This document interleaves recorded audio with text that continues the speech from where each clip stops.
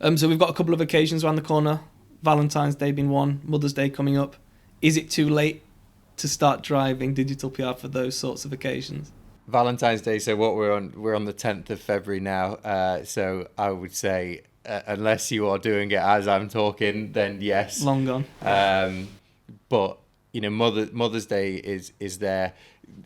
Generally, it's kind of like at least a month before people start. The proactive journalists and people that are really on it will start looking for like big stuff to talk about at that point. So, be prepared for stuff and kind of getting early generally is a good practice. It's not a bad idea to have some kind of content calendar going across the year.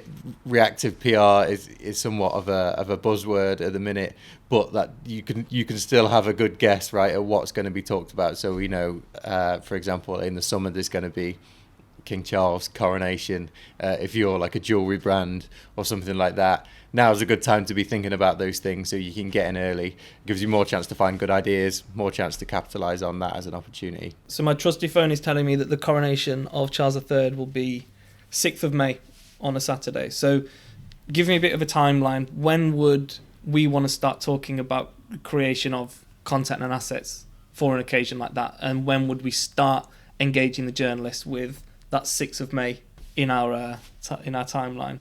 So we tend to run quarterly with all our campaigns. So we're coming up to my internal month calendar is absolutely dreadful. May's in Q2, right? Yeah. Good. So we tend to work in kind of quarterly batches across the year. So, for example, now we're smack bang in the middle of Q1. This is probably the point as we're looking at performance of a campaign in terms of coverage, in terms of the effect that has had. We've got one eye on that, and the other eye is kind of eyeing up Q2 and what we're supposed to be doing for it. So now, we've already got events like that specced up and in the calendar as a potential opportunity.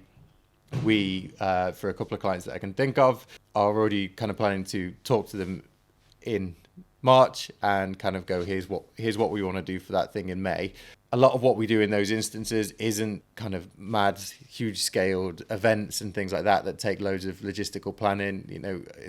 We have not floated anything down the Thames as of yet.